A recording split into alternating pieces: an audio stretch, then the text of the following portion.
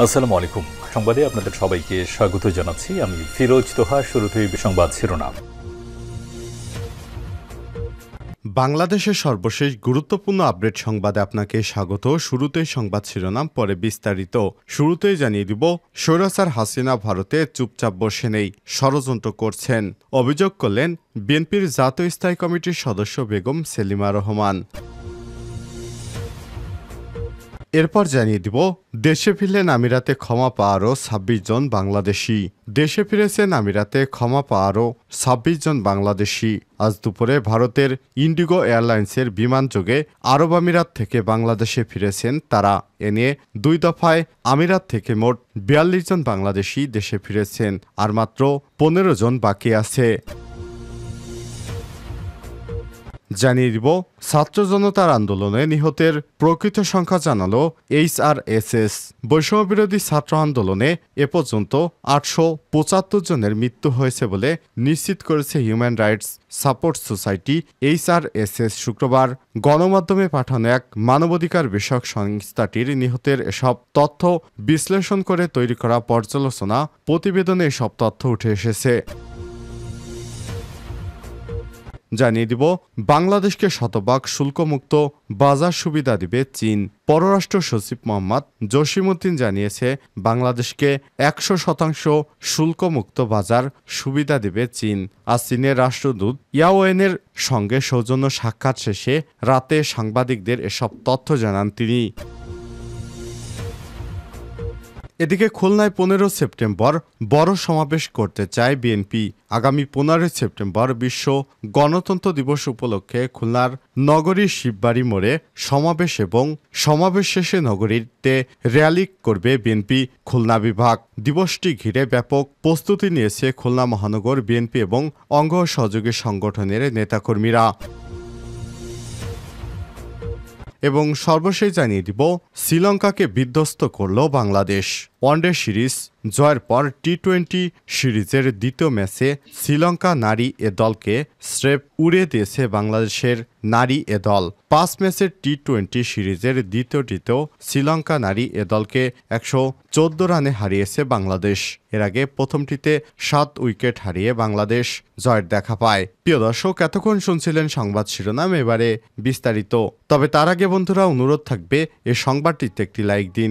এই চ্যানেলে আপনি নতুন হয়ে থাকলে আমাদের সংবাদটি দেখতে দেখতে চ্যানেলটি সাবস্ক্রাইব করে রাখুন। কমেন্ট করে আপনার মূল্যবান মতামত জানিয়ে দিন বন্ধুরা, আপনি বিশ্বের কোন দেশ থেকে বা বাংলাদেশের কোন স্থান থেকে আমাদের সংবাদটি দেখছেন এবং শুনছেন। এবারে বিস্তারিত। স্বৈরাচার হাসিনা ভারতে চুপচাপ বসে নেই, ষড়যন্ত্র করছে। স্বৈরাচারের দোসরেরা চুপচাপ বসে নেই বলে মন্তব্য করেছেন বিএনপির জাতীয় স্থায়ী কমিটির সদস্য বেগম সেলিমা রহমান। রাজধানীর জাতীয় প্রেস ক্লাবে শুক্রবার জিয়া প্রজন্ম দল কেন্দ্রীয় কমিটির উদ্যোগে এক আলোচনা সভায় তিনি সব মন্তব্য করেছেন।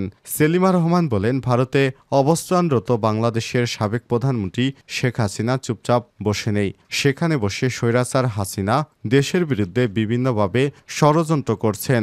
সুতরাং ছাত্র জনতার অভ্যুত্থানের মাধ্যমে স্বাধীনতা পেলেও বিএনপি আন্দোলন চলমান রয়েছে, কারণ এখনও স্বৈরাচারের দোসরেরা চুপচাপ বসে নেই। তারা বিভিন্ন জায়গায় উস্কানি দিয়ে বিশৃঙ্খলা করা এবং ঘেরাও করার চেষ্টা করছে। এ সময় তিনি বলেন, ভারত কোনো আগাম সতর্কবার্তা ছাড়াই ফারাক্কা বাঁধ খুলে দিয়ে বাংলাদেশের উত্তর অঞ্চলকে বন্যায় ভাসিয়ে দিয়েছে। প্রতিবেশী দেশ বিভিন্নভাবে তাদের ষড়যন্ত্র চক্রান্ত অব্যাহত রেখেছে। এজন্য বিভেদ নয়, সবাইকে ঐক্যবদ্ধ থাকতে হবে। খুনিদের ভারতে যেতে কারা সহায়তা করছেন তাদের খুঁজে বের করুন।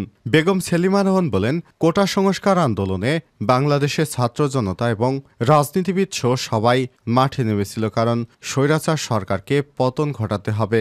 গত ১৫ বছর জনগণ কথা বলতে পারেনি, তরুণ প্রজন্ম ভোটার হয়েছে কিন্তু ভোট দিতে পারেনি। বারবার বিনা ভোটে ক্ষমতায় এসেছিল অবৈধ সরকার। এ সময় তিনি বলেন, অন্তর্বর্তীকালীন সরকারকে বিএনপির সব ধরনের সহযোগিতা করতে প্রস্তুত আছে। আমাদের লক্ষ্য একটাই, ভোটাধিকার নিশ্চিত করতে হবে। জনগণের অধিকার নিশ্চিত করার জন্য দরকার একটা নির্বাচিত সরকার, যারা জনগণের কাছে জবাবদিহি করবে। বিএনপি কিন্তু একবারও বলেনি তাদের ক্ষমতা আনতে হবে। দেশে ফিরলেন আমিরাতে ক্ষমা পাওয়ারও ২৬ জন বাংলাদেশি। দেশে ফিরেছেন আমিরাতে ক্ষমা পাওয়া আরও ২৬ জন বাংলাদেশি। শুক্রবার ১৩ সেপ্টেম্বর দুপুরে ভারতের ইন্ডিগো এয়ারলাইন্সের বিমানযোগে আরব আমিরাত থেকে দেশে ফিরেন তারা। এনে ২ দফায় আমিরাত থেকে ৪২ জন দেশে ফিরেছেন। বৈষম্যবিরোধী ছাত্র জনতার আন্দোলনে সংহতি জানিয়ে সংযুক্ত আরব আমিরাতে বিক্ষোভ করায় শাস্তি পাওয়া ৫৭ জন বাংলাদেশিকে ক্ষমা করেছে দেশটির সরকার। তাদের মধ্যে প্রথম ধাপে দেশে ফিরেছেন কয়েকজন এবং দ্বিতীয় ধাপে ২৬ জন নিয়ে ২ দফায় ৪২ জন দেশে ফিরে এসেছেন। বৈষম্যবিরোধী ছাত্র আন্দোলনে সংহতি জানিয়ে সংযুক্ত আরব আমিরাতে বিক্ষোভ করায় শাস্তি পাওয়া ৫৭ জন বাংলাদেশিকে ক্ষমা করেছে দেশটির সরকার। তাদের প্রথম ধাপে গত শনিবার ৭ সেপ্টেম্বর দেশে আসেন ১৪ জন। গত ৩ সেপ্টেম্বর দণ্ডিত ৫৭ জন প্রবাসী বাংলাদেশিকে ক্ষমা করেছে দেশটির প্রেসিডেন্ট বিন জায়েদ আল নাহিয়ান। সেদিন প্রধান উপদেষ্টার কার্যালয় থেকে পাঠানো বিজ্ঞপ্তিতে বলা হয়েছে, সংযুক্ত আরব আমিরাতের ফেডারেল আদালতে এর আগে দোষী সাব্যস্ত পাওয়া ৫৭ জন বাংলাদেশিকে সংযুক্ত আরব আমিরাতের প্রেসিডেন্ট মোহাম্মদ বিন জায়েদ আল নাহিয়ান ক্ষমা করেছেন। শীঘ্রই তাদের বাংলাদেশে পাঠানো হবে। সংযুক্ত আরব আমিরাতের সংবাদ মাধ্যম গালফ নিউজের প্রতিবেদনে বলা হয়েছে, দেশটির প্রেসিডেন্টের নির্দেশের সঙ্গে সঙ্গে সংহতি রেখে attorney general chancellor doctor Samad Al Shams সাজা বাস্তবায়িত বন্ধ করা এবং নির্বাসন প্রক্রিয়া শুরু করেছে। আদেশ জারি করেছে অ্যাটর্নি জেনারেলকে সংযুক্ত আরব আমিরাতের সব বাসিন্দাদেরকে দেশের আইনে সম্মান জানার আহ্বান জানিয়ে জোর দিয়ে বলেছেন, মতামত প্রকাশের অগ্রাধিকার রাষ্ট্র এবং এর আইনি কাঠামোর দ্বারা সুরক্ষিত। উল্লেখ্য, গত ২০ জুলাই প্রবাসী বাংলাদেশিরা সংযুক্ত আরব আমিরাতে বিক্ষোভ করেন। এরপর ৫৭ জন বাংলাদেশিকে গ্রেপ্তার করে দেশটির প্রশাসন। ছাত্র জনতার আন্দোলনে নিহতের সংখ্যা জানালো HRSS। বৈষম্যবিরোধী ছাত্র আন্দোলনে ৮৭৫ জনের মৃত্যু হয়েছে বলে জানিয়েছে human rights support society HRSS। শুক্রবার ১৩ সেপ্টেম্বর গণমাধ্যমে পাঠানো এক বিজ্ঞপ্তিতে বিষয়টি নিশ্চিত করেছেন এবং নিহতদের তথ্য বিশ্লেষণ করে তৈরি করা পর্যালোচনা প্রতিবেদনে সব তথ্য উঠে এসেছে। ১২টি দৈনিক ছাড়াও HRSS এর তথ্য অনুসন্ধান ইউনিট এবং সারা দেশ থেকে স্বেচ্ছাসেবকদের পাঠানো তথ্য বিশ্লেষণ করে অভ্যুত্থানে নিহতদের বিষয়টি পর্যালোচনা এবং প্রতিবেদন তৈরি করেছে HRSS। এতে বলা হয়েছে, গণ অভ্যুত্থানে এখন পর্যন্ত ৮৭৫ জনের মৃত্যু হয়েছে। এসব তথ্য পেয়েছে মানবাধিকার সংস্থা HRSS। তবে নিহতের সংখ্যা কমপক্ষে ১,০০০ ছাড়িয়ে যাবে বলে উল্লেখ করেছে ওই প্রতিবেদনে। নিহতদের মধ্যে শিক্ষার্থী, শ্রমজীবী, সাংবাদিক, পেশাজীবী, বুদ্ধিজীবী, বিএনপি রাজনীতিবিদ, জামাত ইসলামের রাজনীতিবিদ সহ বিভিন্ন শ্রেণী পেশার মানুষ রয়েছে। এদের মধ্যে শিক্ষার্থী ও শ্রমজীবী মানুষের সংখ্যা ৭২% বেশি, আর শিক্ষার্থী ১৮৪ অর্থাৎ ৫২% এবং শ্রমজীবী ৭০%। আইনশৃঙ্খলা বাহিনীর সদস্য ৫১ এছাড়াও সাংবাদিক রয়েছে ৬ জন, অন্যান্য পেশার মানুষ রয়েছে ৪১ জন ১২%। প্রতিবেদনে বলা হয়েছে, গণ অভ্যুত্থানে ঘটে যাওয়া বিপ্লবে হত্যার সঙ্গে সম্পৃক্ত বাহিনী বা গোষ্ঠীর বিষয়ে ৫৪১ জনের তথ্য পাওয়া গেছে। প্রাপ্ত তথ্যমতে শুধুমাত্র পুলিশের হামলায় ৪১৯ জন নিহত হয়েছে। এছাড়াও অন্যান্য আইনশৃঙ্খলা রক্ষাকারী বাহিনীর হাতে ৪৫ জন, আওয়ামী লীগের নেতাকর্মীদের হাতে ৪৪ জন এবং গণপিটুনিতে ৩৩ জন নিহত হয়েছে।